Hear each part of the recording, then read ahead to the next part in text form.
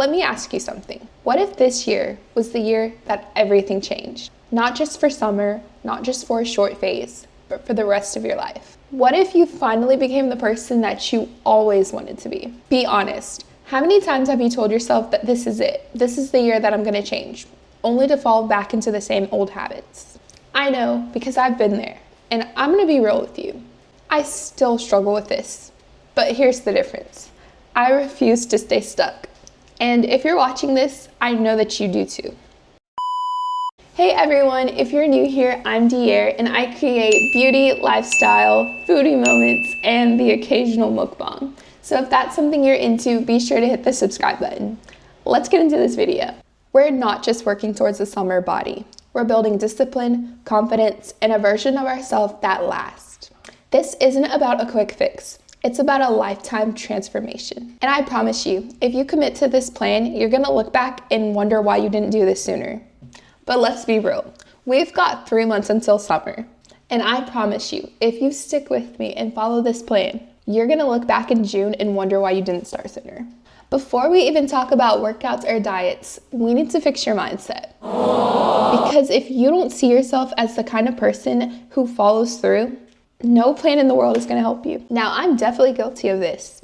Stop saying I want to get in shape. Start saying I'm the type of person who trains daily and eats clean. Your actions will follow your identity. But don't chase perfection, chase progress. Every time you hit the gym, every time you choose water over soda or vegetables instead of chips, you're stacking up wins. These wins will add up to your end goal. This isn't about motivation, it's about discipline. Set one clear goal for the next 3 months and reverse engineer it. What needs to happen every day to make this goal inevitable? All right, now let's get into the real work. Training.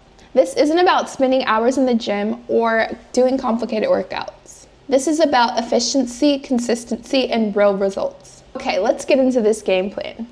Starting with day 1. This is full body workout. This is where we hit everything. I'm talking squats, deadlifts, push-ups, pull-ups, bench presses. This is the heavy lifting. Heavy lifting equals big results. 2, you're gonna be hating that you ever watched this video. Cardio and core. This is a necessary evil that needs to happen. I personally hate the Stairmaster, but what I hate worse is fat. It works, so we do it. Stairmaster, at least 30 minutes. I'm not trying to kill y'all, so y'all can pick the incline. Day 3, we're unbigging these backs. I'm talking hardcore training. Let's be real, big backs make you look big, huge even. We need to slim these backs. It'll help you to fix your posture, trust, I need it, and your strength overall. Day 4, we love to see it, rest. Rest is where growth happens. Skip it and you'll burn out fast. Your muscles need time to recover. Training it rips it. And so when you take the time to recover, you're building greater bonds, making you stronger, if y'all didn't know. Okay, now we're on to my favorite day, legs. I have big legs, so it's easy for me. So this is where you would do your RDLs, squats, and kickbacks. And you can even throw in a leg press here and there. Day 6 is your high intensity training. If you want to burn fat without losing muscle, this will be your best friend. Day 7 is another rest day. You guys need to be taking your recovery seriously. And if you need to switch some of these days, feel more than free to do so. Let's talk about food, because I know a lot of you are probably thinking, do I need to eat chicken and rice every day? The answer is no, but you do need a system. Otherwise, you're gonna wind up eating like trash every day and ruin your progress. But let's be real, you can train as hard as you want to, but if your diet is trash, you are not gonna see results. The first thing we need to focus on is protein. You need to be doing the protein calculation to see how much you need. So the calculation is like 0.8 to 1 grams per pound, but you guys can double check that. The rule that I'm trying to follow is 80-20. That means 80% of the time I try to eat clean foods, high protein, good fat, good carbs, but the other 20%, that's where I fit in the junk food. For example, I am literally obsessed with Alfredo. So if I feel like eating Alfredo, instead of eating that as the first thing for the day, I'm gonna try and hit my protein goals and eat all my good clean food, and then I'll enjoy that later for dinner.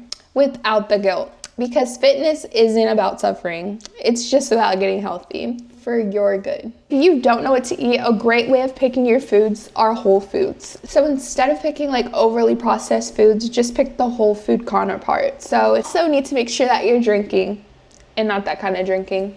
Drink at least a gallon of water per day. Staying hydrated is the key to keeping your body healthy.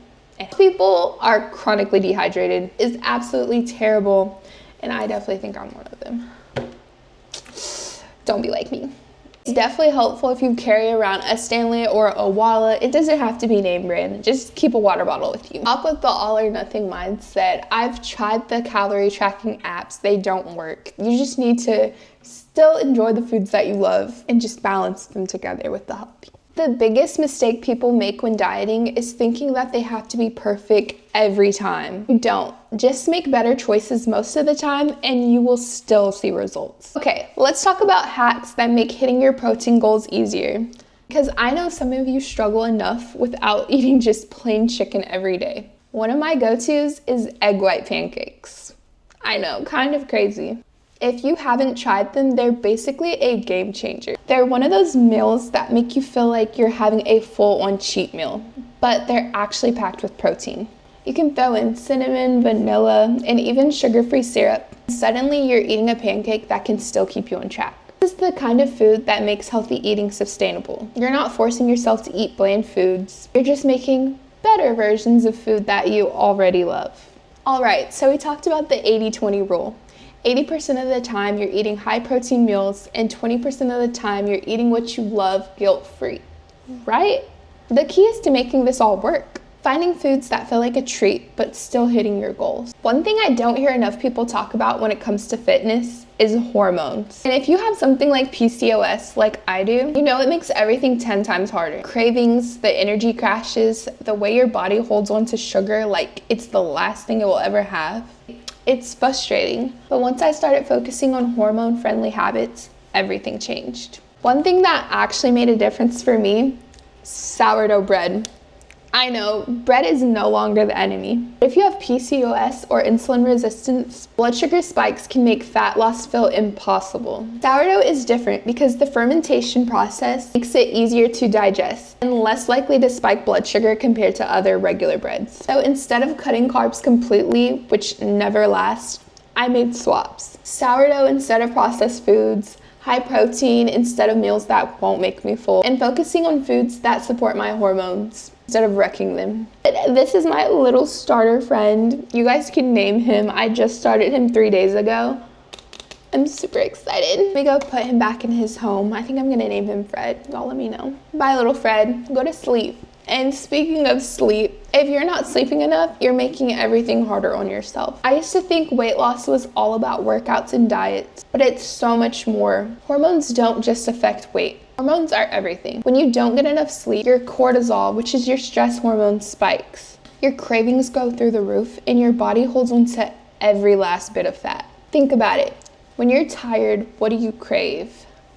Junk food, sugar, and more sugar. That's not willpower, that's your hormones controlling you. So if you want to lose weight, have better workouts, and stop feeling exhausted all the time, fix your sleep. Aim for at least 7 to 8 hours.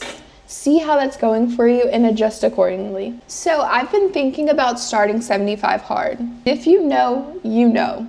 It's hard. 2 workouts a day, no cheat meals, no alcohol, which doesn't really pertain to me since I don't drink. So I'll go with no soda. Daily reading for 75 days straight. No slip-ups, no excuses, and honestly, I don't know if I'm ready for that level of commitment. If you miss just 1 day, you restart completely. Imagine being on day 78 and you have to start it all over again. Crazy, I know. But then I found out about 75 Soft, which is a more flexible version. It's still about discipline, but instead of 2 workouts a day, it's just 1, and it doesn't have to be crazy intense. You still eat healthy, but with balance, which if you've been following, basically the 80-20 rule, but with a little more approach. It's still a challenge, but it's definitely more realistic if you're trying to build up long-term habits without burning out. And now I'm stuck. Do I go with 75 hard and test my limits, or do I go with 75 soft? and focus on consistency? I honestly don't know yet. What do you guys think? Would you want to see weekly check-ins if I decide to do either one? If you've done 75 hard or 75 soft before, let me know in the comments below. Tell me what worked for you because I need all the advice I can get. So there's the challenge, 3 months. You guys got this. No excuses, track your workouts, eat clean, and stay consistent. I promise you, if you do this by summer, you won't just look different. You will be a completely different person. And don't get caught up in perfection. Some days you're gonna feel tired and you're not gonna wanna work out. Do it anyway, even if it's just showing up and giving it 50%. It's still something. By summer, you're gonna look back on this and be so proud of where you came from, or you're gonna regret that you never started. The choice is yours. If this video helped you, drop a comment down below and let me know what your goal is for the next 90 days. I wanna see what you guys are working towards. And if you're serious about this, like the video, subscribe, and let's go on this journey together. Summer is coming and we're showing up different. Hi guys, thank you so much for watching. Subscribe.